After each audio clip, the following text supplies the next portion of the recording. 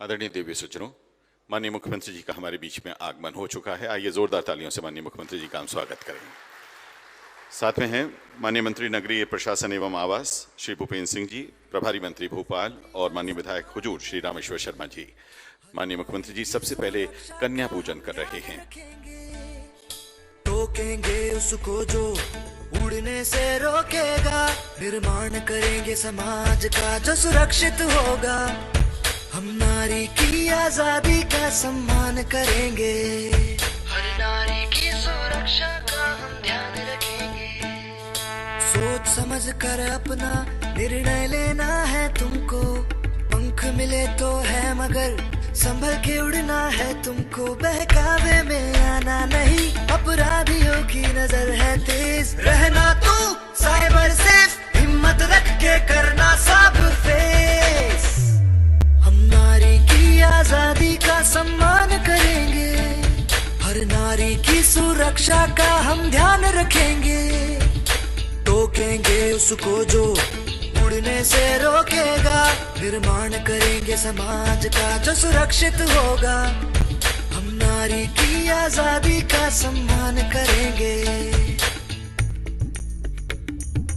तुम भी मेरे साथ उड़ो जहाँ सुरक्षा हो, संघर्ष नहीं, संघर्ष नहीं। ना बोलो भाषा ताकत की, ना हिंसा ना खिलवाड़ की, पर बोलो भाषा प्यार की, संवेदना और संवाद की। हर नारी का सम्मान करे जो है असली हीरो वो।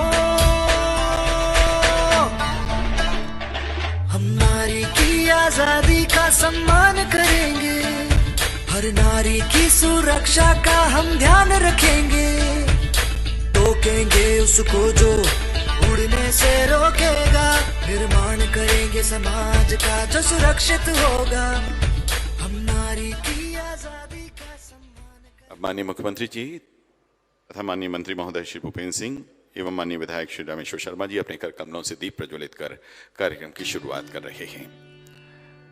आदरणीय देव सज्जनों, इस कार्यक्रम में वर्चुअली माननीय मंत्री राजस्व मध्य प्रदेश श्री गोविंद सिंह राजपूत जी झाबुआ से जुड़े हुए हैं। इसके अलावा राजस्व विभाग के सभी कार्यालय और सभी ग्राम पूरे मध्य प्रदेश के इस समय वेबकास्टिंग के माध्यम से जुड़े हुए हैं। अब माननीय मुख्यमंत्री जी तथा माननीय मंत्री महोदय एवं माननीय विधायक महोदय मंच पर सादर अपना स्थान ग्रहण करेंगे। आदरणीय देवी सज्जनों, माननीय मुख्यमंत्री जी द्वारा मध्य प्रदेश में किसानों की खुशहाली के लिए मुख्यमंत्री किसान कल्याण योजना का शुभारंभ किया गया। इस योजना के तहत एक वित्त वर्ष में 2 बार 2-2 हजार रुपए की राशि का भुगतान किसानों के खाते में पहुंचाया जाता है। आइए जोरदार तालियों से माननीय मुख्यमंत्री जी का स्वागत करें। माननीय मुख्यमंत्री जी प्रदेश भर में विभिन्न जगहों पर मौजूद सभी लोगों का यहां स्वागत कर रहे हैं, अभिनंदन कर रहे हैं। आपने आसन ग्रहण किया, आप सभी से भी विनम्र आग्रह अपना अपना स्थान ग्रहण करें।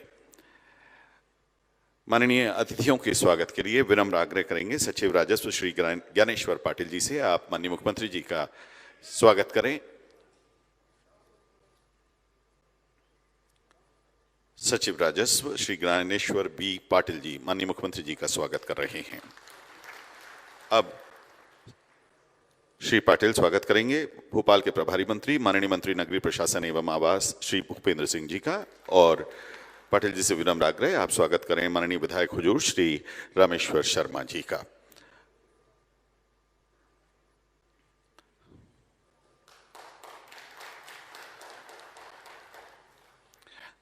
बहुत बहुत धन्यवाद। आदरणीय देवी सज्जनों, ये कार्यक्रम मुख्य रूप से भोपाल में आयोजित हो रहा है, लेकिन ये कार्यक्रम पूरे मध्य प्रदेश में आयोजित हो रहा है। हमारे राजस्व मंत्री माननीय श्री गोविंद सिंह राजपूत जी झाबुआ से वर्चुअली इस कार्यक्रम में जुड़े हुए हैं। तमाम कलेक्टर्स यहाँ मौजूद हैं, सभी जिला कार्यालय आपके सामने इस समय मंच में हैं। हम माननीय मंत्री जी के साथ माननीय मुख्यमंत्री जी के साथ सभी का यहाँ स्वागत करने जा रहे हैं।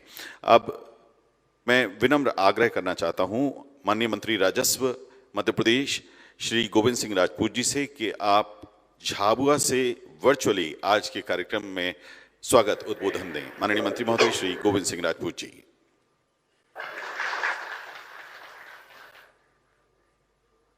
आज के इस किसान कल्याण योजना के अवसर पर विराजे मध्य प्रदेश शासन के मुख्यमंत्री परम आदरणीय शिवराज सिंह चौहान साहब, मंत्री भूपेंद्र सिंह जी, रामेश्वर शर्मा जी, हमारे झाबुआ में हमारे जिला अध्यक्ष महोदय लक्ष्मण सिंह जी, कलेक्टर साहब, जिले के पदाधिकारीगण और समस्त हमारे मध्य प्रदेश के किसान भाइयों और खास करके जहां मैं उपस्थित हूं झाबुआ के हमारे किसान भाइयों, आज कितना हर्ष मध्य प्रदेश के सारे किसानों को हो रहा है।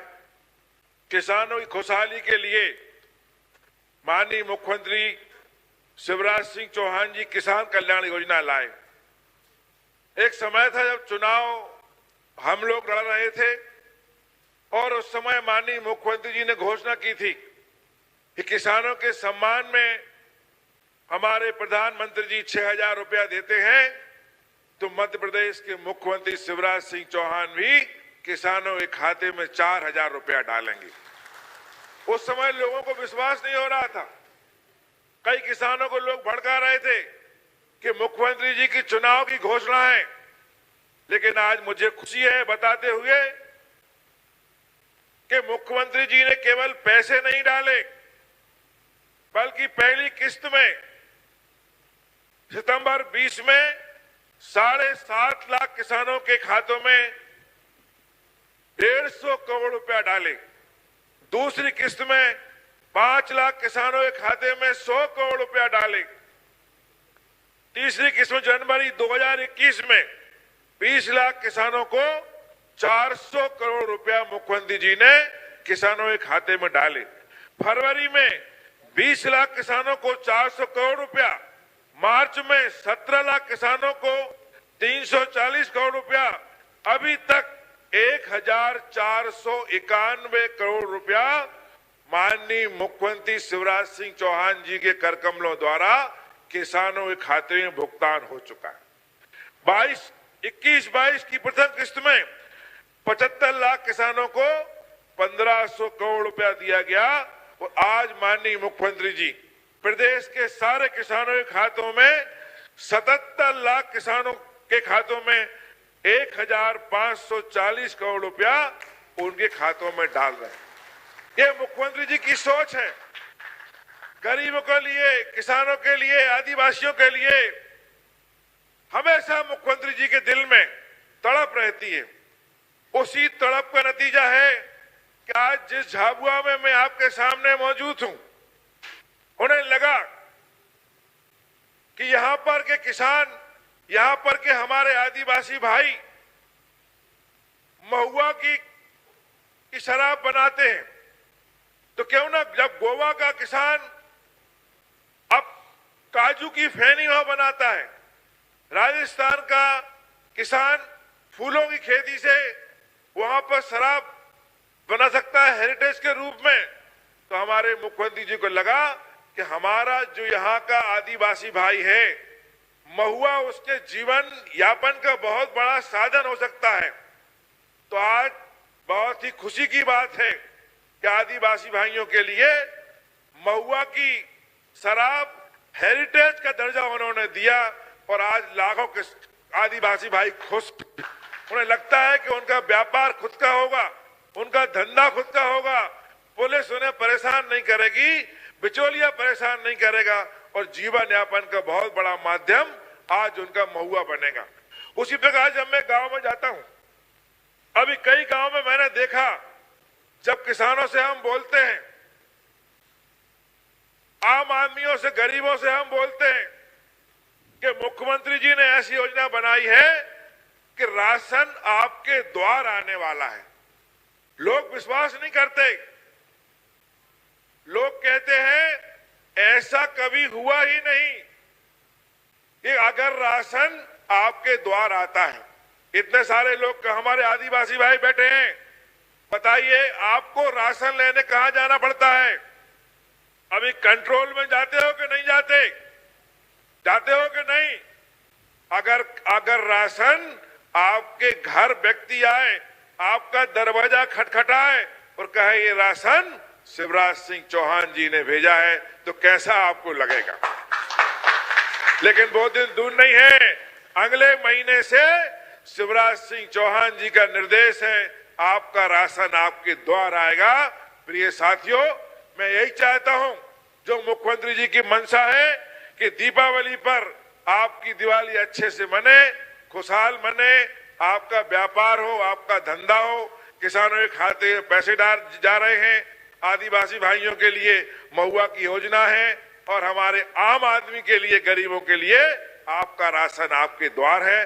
मेरी तरफ से पुनः सभी किसान भाइयों को, जिनके खातों में पैसे जा रहे हैं, प्रदेश के सभी किसान भाइयों को माननीय मुख्यमंत्री की तरफ से बहुत बहुत शुभकामनाएं, बहुत बहुत धन्यवाद। बहुत बहुत धन्यवाद। झाबुआ से वर्चुअली जुड़े माननीय मंत्री महोदय श्री गोविंद सिंह राजपूत जी। अब हम विनम्र आग्रह करेंगे माननीय मुख्यमंत्री जी से कि आप अपने कर कमलों से सिंगल क्लिक के माध्यम से प्रदेश भर के 77 लाख कृषक परिवारों को लगभग 1540 करोड़ रुपए की राशि उनके खातों में भेजें।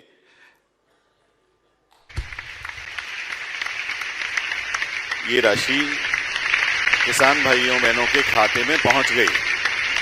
माननीय मुख्यमंत्री जी हमेशा कहते हैं कि जो छोटी जोत का किसान है, जिसकी जमीन कम है, उसके लिए इन 2000 रुपयों की बहुत ज्यादा कीमत है। चाहे पीएम किसान निधि के 2-2 हजार रुपए 3 बार मिलते हो, या मुख्यमंत्री जी द्वारा दिए जाने वाली ये राशि 2-2 हजार की बहुत ही महत्वपूर्ण है। माननीय मुख्यमंत्री जी का बहुत बहुत विनम्र आभार कि आपने ये राशि किसान भाई बहनों के खातों में पहुंचाई। और अब हम माननीय मुख्यमंत्री जी से आग्रह करने जा रहे हैं कि आप अपने आशीर्वचन, अपनी बात कहें किसान भाई बहनों के साथ। पूरे प्रदेश भर के किसान इस समय माननीय मुख्यमंत्री जी का जोरदार तालियों से स्वागत कर रहे हैं।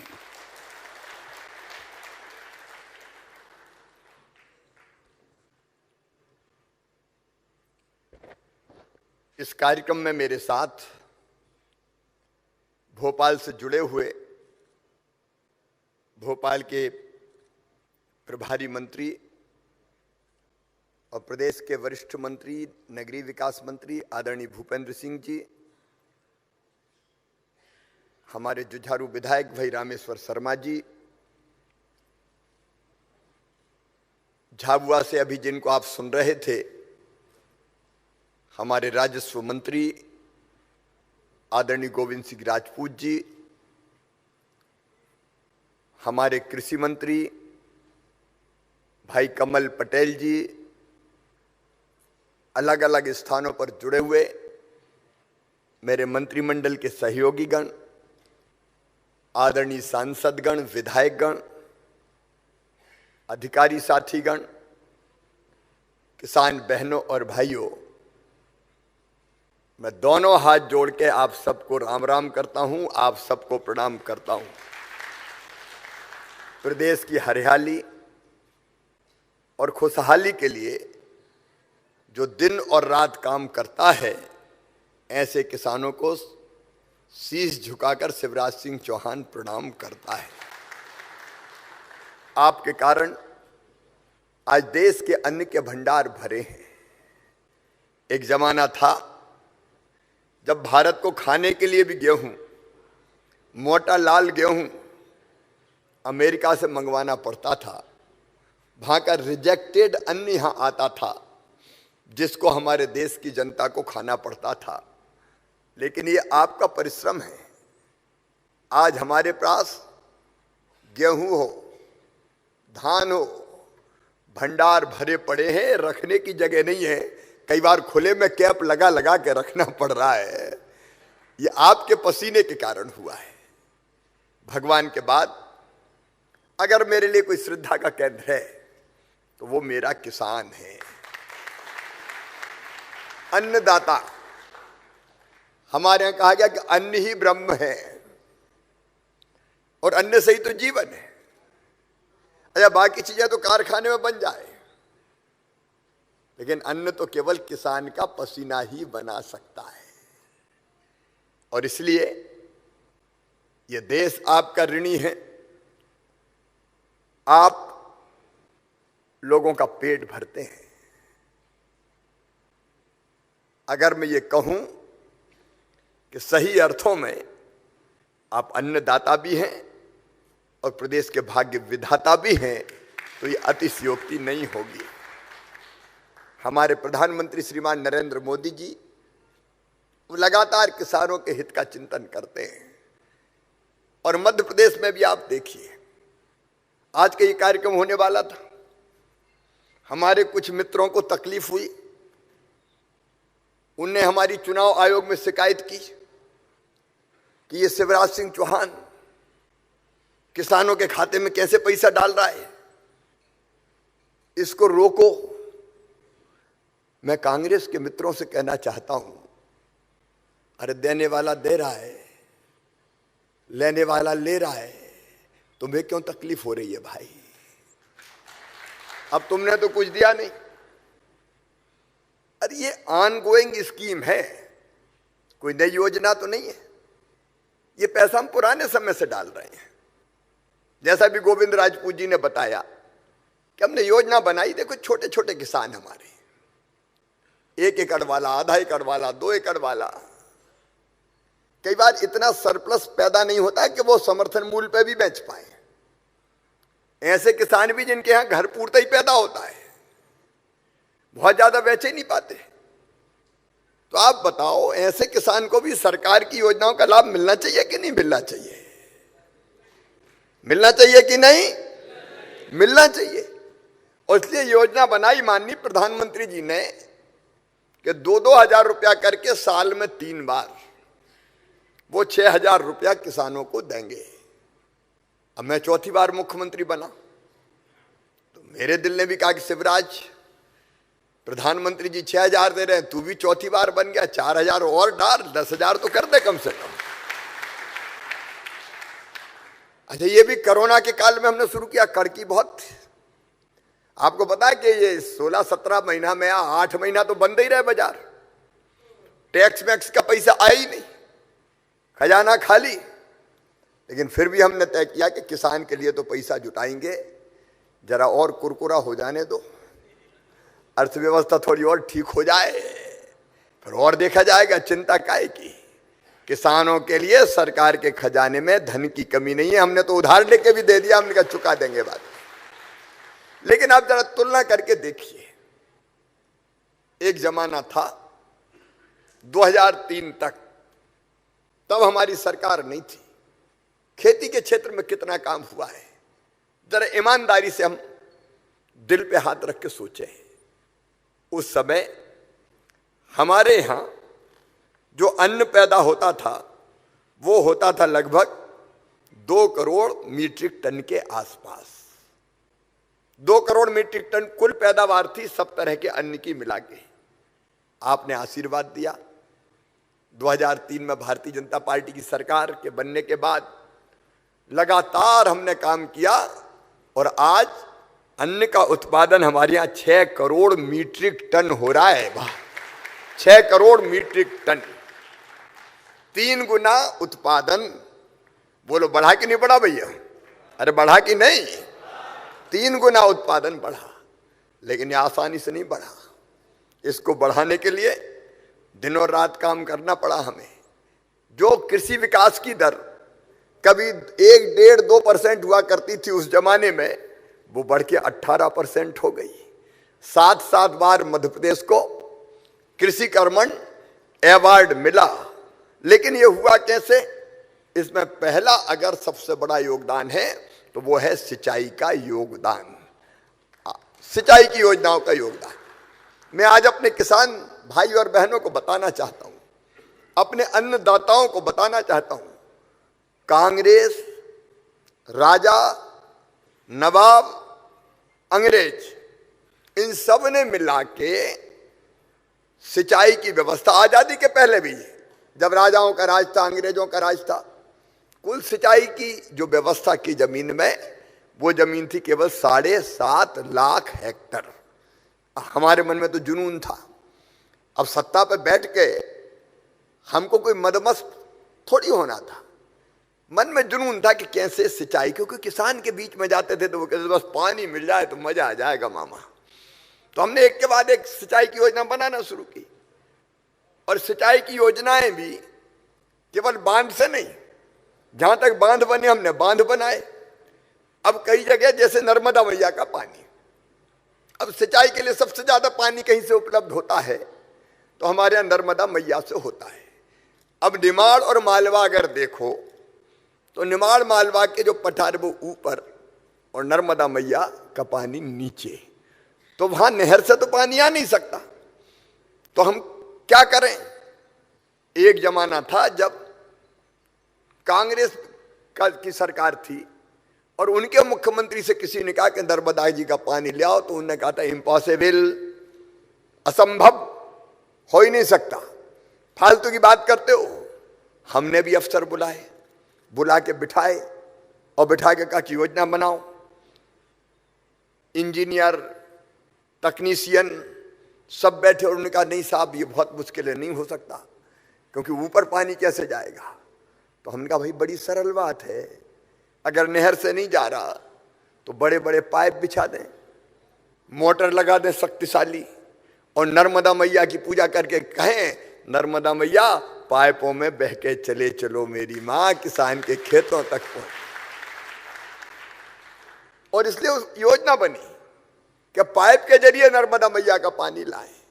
और इसलिए आप देख रहे हैं हमने नर्मदा मैया को क्षिप्रा मैया से जोड़ा पाइप के जरिए, नर्मदा मैया को गंभीर से जोड़ा पाइप के जरिए, काली सिंध से जोड़ रहे हैं पाइप के जरिए, गंभीर से जो आपके पार्वती से जोड़ रहे हैं पाइप के जरिए, और जगह जगह जगह जगह हमने सिंचाई की योजनाओं का जाल बिछा के सिंचाई की क्षमता कर दी 42 लाख हेक्टर।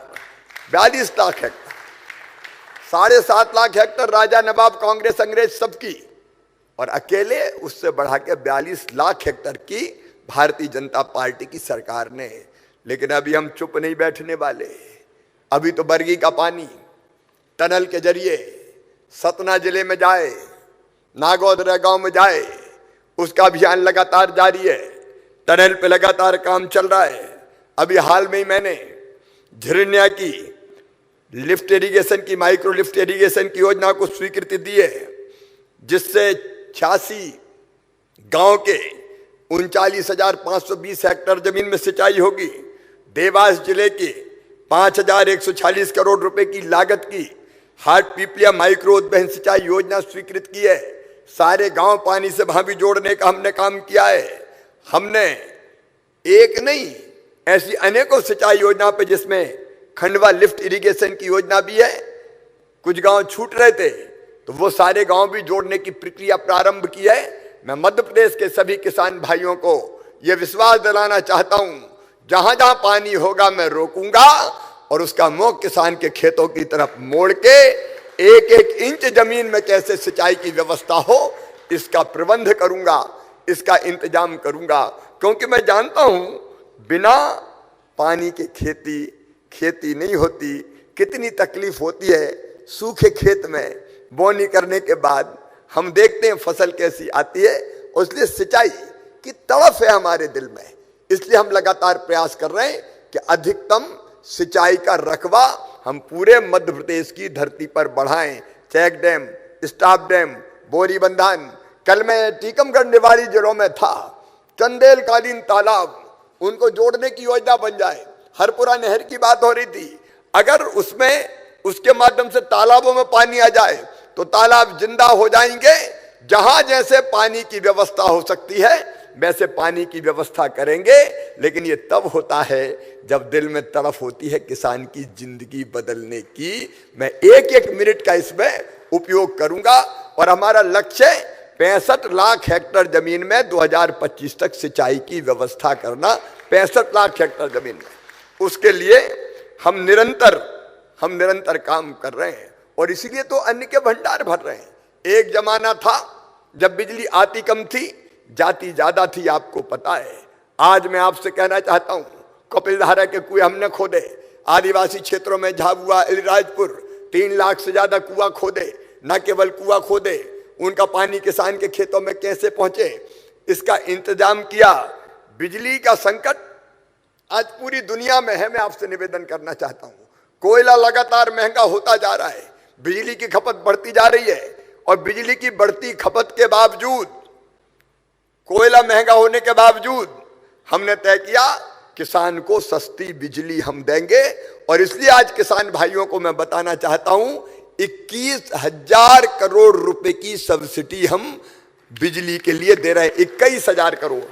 मेरे किसान भाइयों जरा ध्यान से सुनना, ये सस्ती बिजली जो हमें मिलती है इसके लिए सरकार को अपने खजाने से 21,000 करोड़ रुपया बिजली कंपनियों को कोयले के लिए और बाकी सब चीजों के लिए भुगतान करना पड़ता है, तब ये सस्ती बिजली आती है।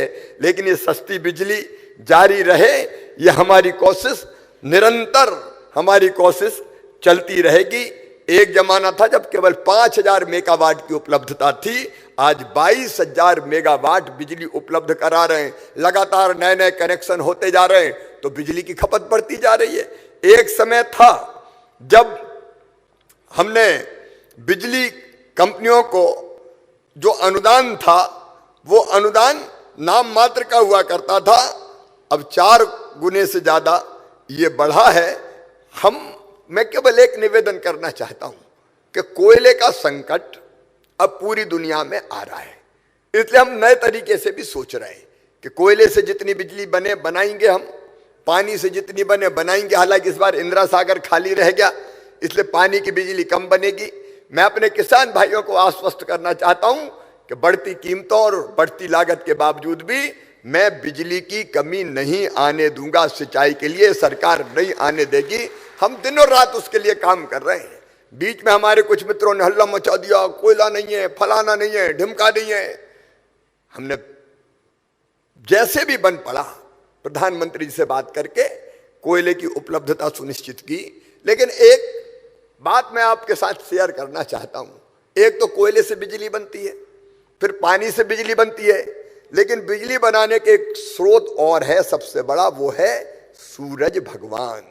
सूर्य देवता 300 दिन मध्य प्रदेश की धरती पर चमकते हैं और सूरज की बिजली के लिए कोयला भी नहीं लाना पड़ता, पानी भी नहीं लानी पड़ती, सोलर पैनल बिछानी पड़ती है।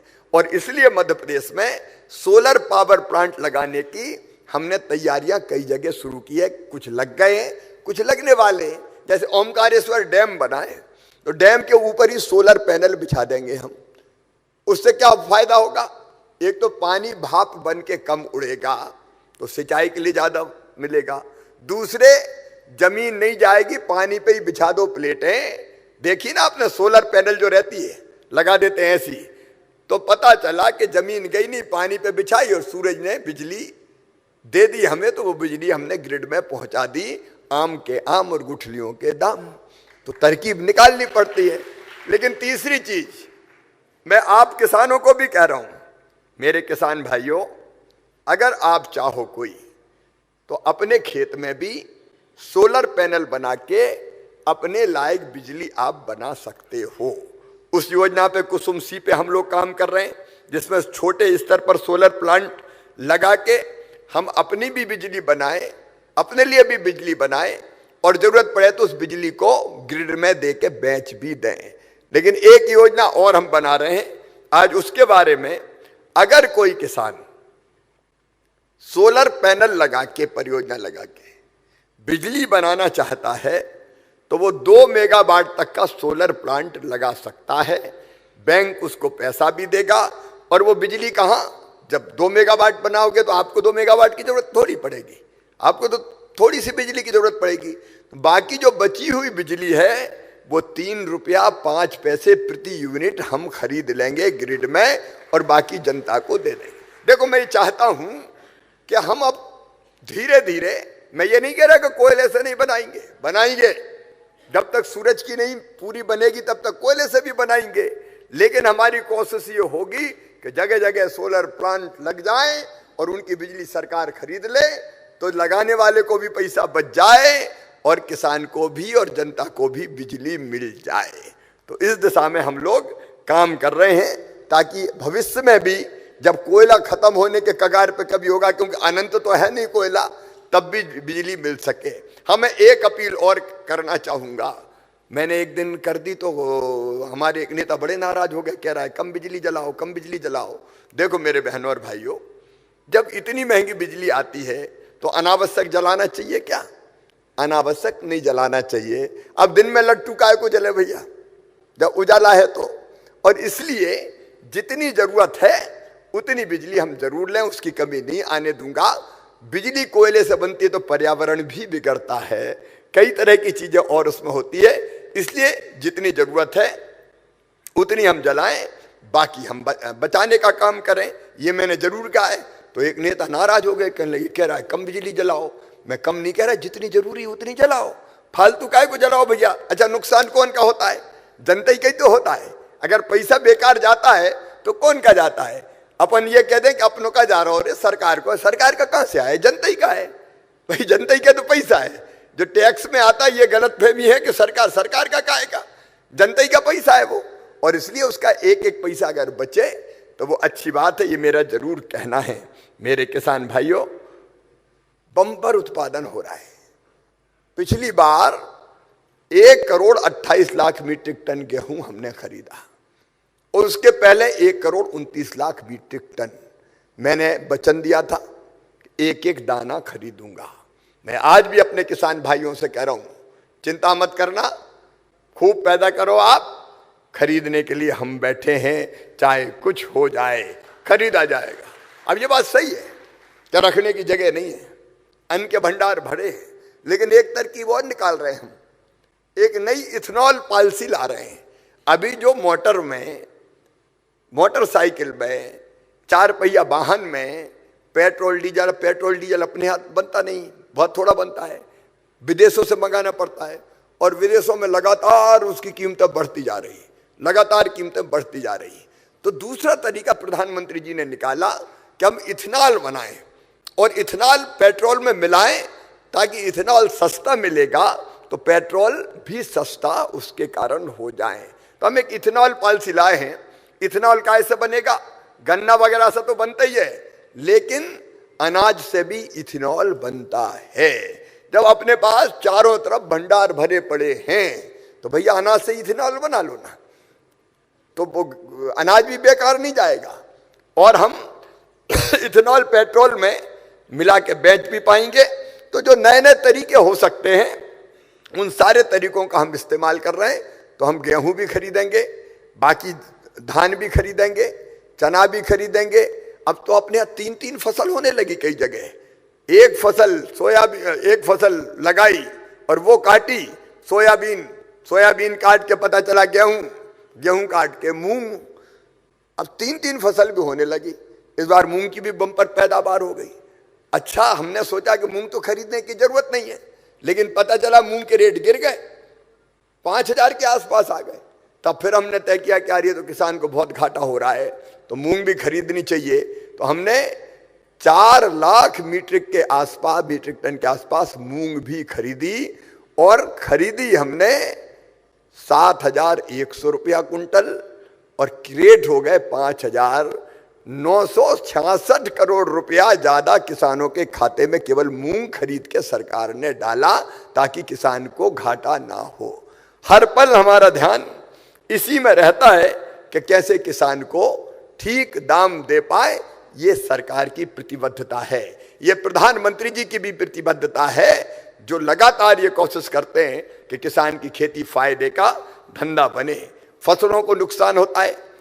मैं कांग्रेस के जमाने में पूछना चाहता हूं, कभी राहत की राशि इतनी मिलती थी? जब एक बार बीच में और थोड़े समय के लिए कांग्रेस की सरकार आई थी, राहत की राशि का पैसे ही नहीं दिया था। और न केवल राहत की राशि, फसल बीमा योजना का भी ढंग से पैसा नहीं दिया था। 2200 करोड़ रुपया जो प्रीमियम की राशि किसानों की तरफ से जमा करनी थी बीमा कंपनियों को, वो तत्कालीन सरकार ने जमा नहीं की थी, इसलिए 3100 करोड़ रुपया किसान को फसल बीमा योजना का नहीं मिल रहा था। हमने कोरोना के भी संकट के काल में 2200 करोड़ रुपया डाल के और किसानों के खाते में 3100 करोड़ रुपया पहुंचाया। और इन 16 महीनों में अगर आप देखेंगे तो 9,000 करोड़ रुपया से भी ज्यादा हमने किसानों के खाते में फसल बीमा योजना का पहुंचाया है, 9,000 करोड़। और अभी भी चिंता मत करना, अभी फाइनल हो रहा है पर की साल का फसल बीमा, और इसलिए चिंता करने की जरूरत नहीं है। आज ये पैसा डाला है, थोड़े दिन के बाद फसल बीमा योजना का पैसा भी डालूंगा, उसकी भी चिंता मत करना। राहत की राशि के रूप में लगभग 3700 करोड़ रुपया के आसपास ये भी किसान के खाते में डालने का हमने काम किया है। एक जमाने में 17-18% ब्याज पर कर्जा मिलता था, उसको घटा के हमने 0% करने का काम किया है। भगवान ना करे असमय बारिश में इस समय भी कुछ जगह नुकसान हुआ है। मैं किसान भाई बहनों से कहना चाहता हूं, चिंता ना करें, सर्वे होगा और जहां नुकसान हुआ है वह नुकसान की भरपाई मामा करेगा, भारतीय जनता पार्टी की सरकार करेगी। आपको चिंता करने की जरूरत नहीं है। हमने एक नहीं ऐसी कई योजनाएं बनाई है। मैं इतना जरूर और कहना चाहता हूं कि हम कई तरह की योजनाएं और बना रहे हैं। एक है खेती की विविधीकरण का, अनेकों तरह की नई खेती अगर हम करेंगे तो किसान का लाभ भी बढ़ेगा और जिन फसलों का बहुत उत्पादन हो रहा है उसके कारण भी कई बार कीमत कम होने की समस्या होती है, तो उससे भी हम निजात पा पाएंगे। और कृषि का विविधीकरण का मतलब फूलों की खेती, फलों की खेती, सब्जियों की खेती, औषधि खेती, शहद की खेती, अब चंदन की लकड़ी की खेती, बांस की खेती, ये अलग अलग सेक्टर है कि हम वो खेती अगर करते हैं तो उसमें ज्यादा फायदा होता है, उसमें भी हम किसान को पूरा सहयोग करेंगे। फिर किसान जो अलग अलग चीजें पैदा कर रहा है, औषधि खेती जैसी होती है, तो उसकी प्रोसेसिंग करके कैसे किसान के खाते में ज्यादा पैसा जाए, उसकी ठीक कीमत मिल जाए, इसका प्रयास भी हम निरंतर करेंगे। मेरी अपील है हाथ जोड़ के, मैं ये नहीं कह रहा कि नहीं करें, लेकिन केवल गेहूं, केवल धान अगर हम ये बोएंगे तो सीमा से ज्यादा उत्पादन के बाद दिक्कतें होती है। और इसलिए जो दूसरे विकल्प है उनको भी हमको अपनाने की कोशिश करनी चाहिए। सरकार आपके साथ है, शिवराज आपके साथ है। हम नए नए प्रयोग करके कैसे किसानों को ज्यादा पैसा मिलता रहे। एक बात और मेरी प्रधानमंत्री जी से चर्चा हुई कि हम अपना जो उत्पादन होता है उसको विदेशों में कैसे भेजें, उसको एक्सपोर्ट कैसे करें, क्योंकि एक्सपोर्ट क्वालिटी का अगर हम पैदा करेंगे तो हमको रेट अच्छे मिलेंगे। अभी मुझे बताते हुए खुशी, अपना चिनौर धान उसको जीआई टैग मिल गया। मध्य प्रदेश बासमती की लड़ाई लड़ रहा है, उसमें भी एक बड़ी सफलता मिली है। तो हम अपने उत्पाद को, एक जिला एक उत्पाद योजना भी हमने बनाई है, अलग अलग जिलों का अलग अलग उत्पाद तय किया है, कहीं हल्दी, कहीं अदरक, कहीं गन्ना, कहीं केला, अलग अलग तरह की चीजें, और उसको हम कैसे विदेशों में बेचें इसकी भी हम कोशिश कर रहे हैं। किसानों के जो एफपीओज बने हैं, किसान उत्पादक संगठन, वो भी बड़ा महत्वपूर्ण काम कर रहे हैं, तो उनके साथ मिलकर भी हम कई तरह के प्रयोग ऐसे करेंगे जिससे खेती और फायदे का धंधा बने। एक निवेदन मैं और करना चाहता हूं खाद के बारे में, आप चिंता मत करना, दिन और रात हम लगे हैं। देखिए खाद डीएपी जो आता है हमारे यहां नहीं बनता, बाहर से इंपोर्ट किया जाता है। प्रधानमंत्री जी को मैं हृदय से धन्यवाद देना चाहता हूं। 1200 की बोरी की कीमत विदेशी कंपनियों ने 2400 रुपया कर दी, तो अभी प्रधानमंत्री नरेंद्र मोदी जी ने तय किया किसानों को 1200 में ही देंगे, बाकी सरकार अपने खाते से भरेगी। लेकिन विदेशों से भी आने में कई बार थोड़ा टाइम लगता है, और इसलिए ऐसा लगता है कि जैसे खाद की कमी हो गई हो। डीएपी की उपलब्धता के लिए लगातार हम सरकार के, भारत सरकार के संपर्क में, भाषा सहयोग मिल रहा है। अब कई बार जो शिप आते हैं वो आने जाने में देर होती है, इसलिए थोड़ा बहुत व्यवधान पैदा होता है, लेकिन हमारी निरंतर कोशिश है कि हम खाद की आपूर्ति सुनिश्चित करें। एक और वैज्ञानिकों ने कहा है, अकेला मैं नहीं कर रहा, वैज्ञानिकों ने यह बताया है कि डीएपी के विकल्प के रूप में एनपीके का भी हम उपयोग कर सकते हैं। तो जहां विकल्प अपनाने की जरूरत हो वहां एनपीके का विकल्प भी अपनाया जा सकता है। लेकिन मैं आपको आश्वस्त करता हूं, लगातार जैसे कोरोना के टाइम हमने मॉनिटरिंग की थी ना, टैंकर की, ऑक्सीजन कैसे पहुंच जाए, दिनों रात जग के मॉनिटरिंग करते थे, वैसे ही खाद की भी पूरी मॉनिटरिंग कर रहे हैं। और किसी ने ब्लैक करने की कोशिश की, गड़बड़ कोशिश करने की कोशिश की, तो उसको किसी भी कीमत पर नहीं छोड़ेंगे, सीधे जेल पहुंचाने का काम करेंगे। मेरी आप सब किसान भाइयों से यही निवेदन है कि आप धैर्य रखें। अंतर्राष्ट्रीय परिस्थितियों के कारण थोड़ी सी ये लग सकता है कि आने में थोड़ा बहुत विलंब हो रहा है, लेकिन उसकी उपलब्धता बनाए रखने में हम कोई कसर नहीं छोड़ने वाले। दिन और रात हमारा प्रयास यही रहेगा कि हम ठीक से इस काम को करते रहें। कुछ और जरूरी काम मुझे लगते हैं उनके बारे में आज बहुत विस्तार से नहीं बोलूंगा, लेकिन एक बड़ी समस्या कई जगह मुझे बताई। दादाजी के नाम जमीन है, फिर शामिल खाते में बेटों के नाम आ गई, बेटों से नातियों के नाम आ गई। पता चला इतना बड़ा शामिल खाता हो गया कि दादा, परदादा, भाई, उसके बाद बच्चे, सबके नाम पे जमीन है। कई जगह लोगों ने बनाए, और इसलिए एक अभियान चला के हम 1 नवंबर से अभियान का प्रारंभ करेंगे कि कैसे अविवादित खाते अलग अलग कर दिए जाए, ताकि किसान को अलग अलग खाते होंगे तो कई तरह का फायदा अलग अलग परिवार उठा पाएंगे। एक और बात आती है, नाम थोड़ा सा गलत हो गया, एक मात्रा ऊपर की बजाय इधर के बजाय इधर लग गई, तो जो शुद्धिकरण होना चाहिए खातों का, उस शुद्धिकरण के लिए भी हम लोग अभियान चलाएंगे, ताकि ऐसी दिक्कत हमारे किसानों को बिल्कुल ना हो। उस दिशा में भी हम लगातार अभियान चला के काम करेंगे। प्रधानमंत्री जी ने एक और योजना बनाई, स्वामित्व योजना।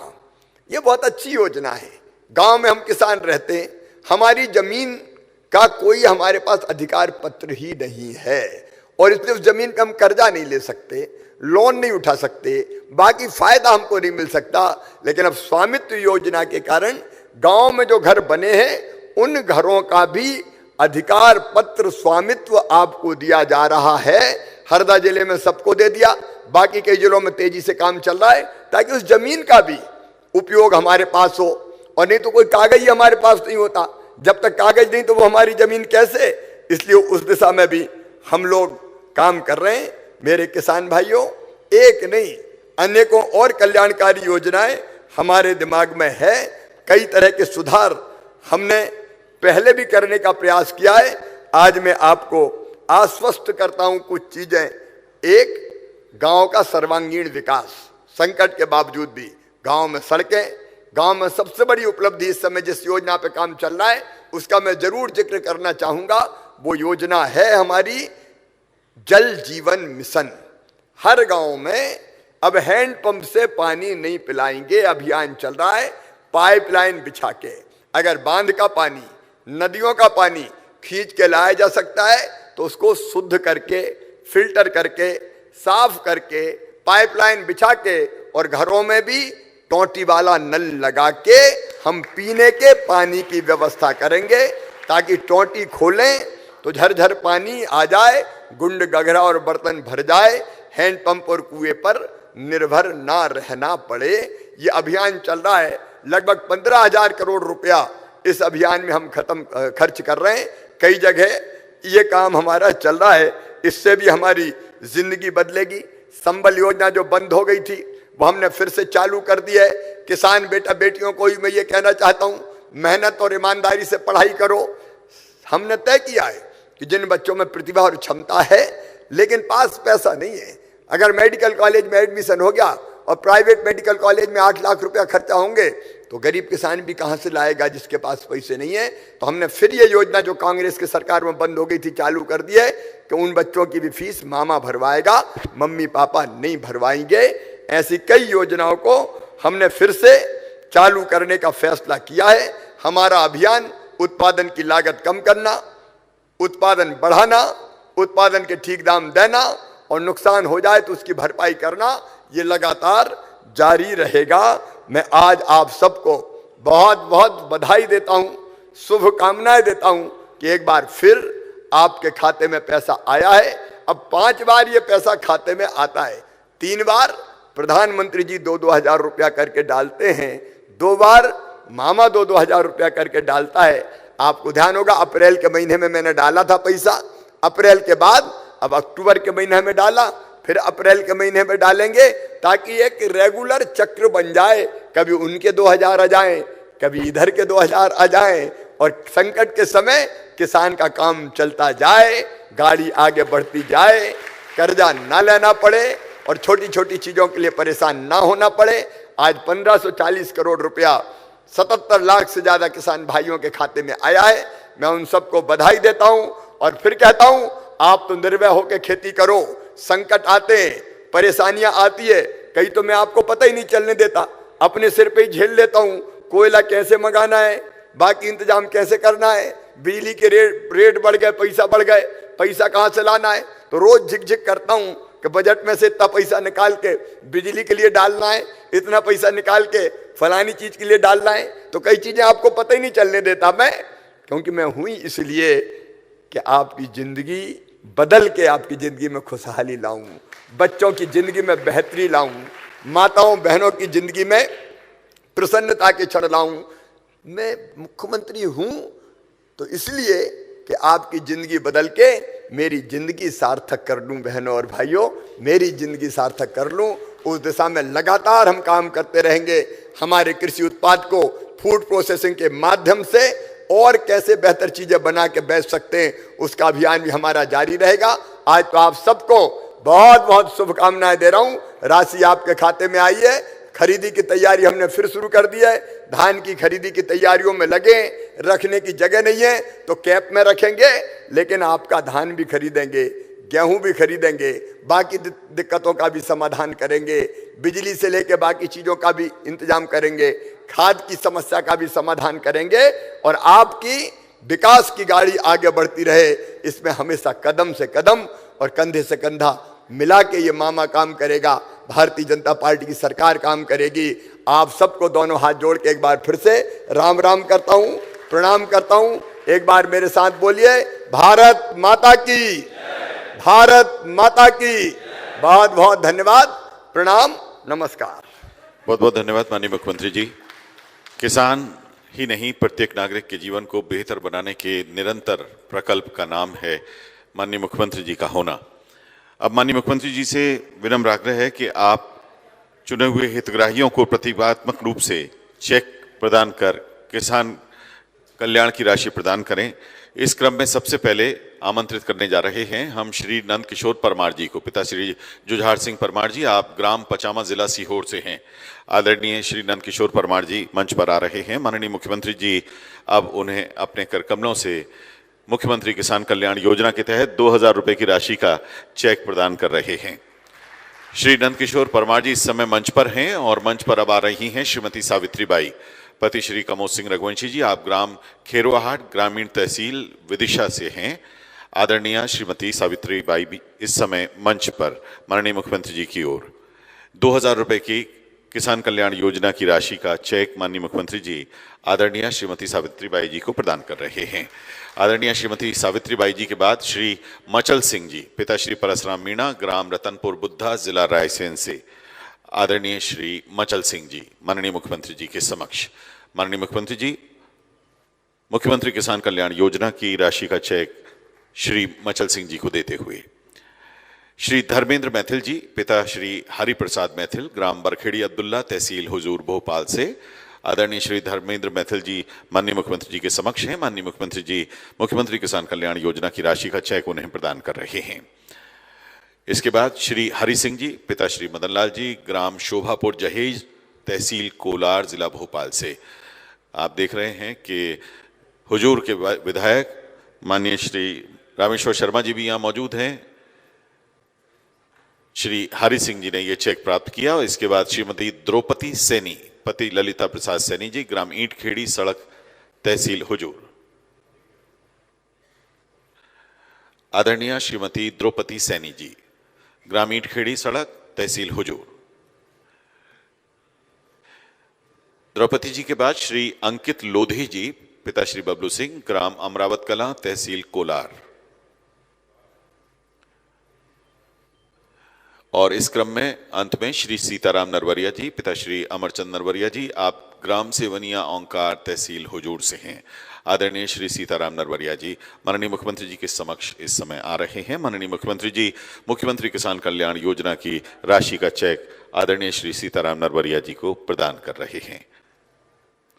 बहुत बहुत धन्यवाद माननीय मुख्यमंत्री जी। बहुत बहुत धन्यवाद माननीय मंत्री महोदय श्री भूपेन्द्र सिंह जी और माननीय विधायक महोदय श्री रामेश्वर शर्मा जी। अब विनम्र आग्रह सचिव राजस्व श्री ज्ञानेश्वर बी पाटिल जी से कि आप धन्यवाद के 2 शब्द यहाँ कहें। नमस्कार।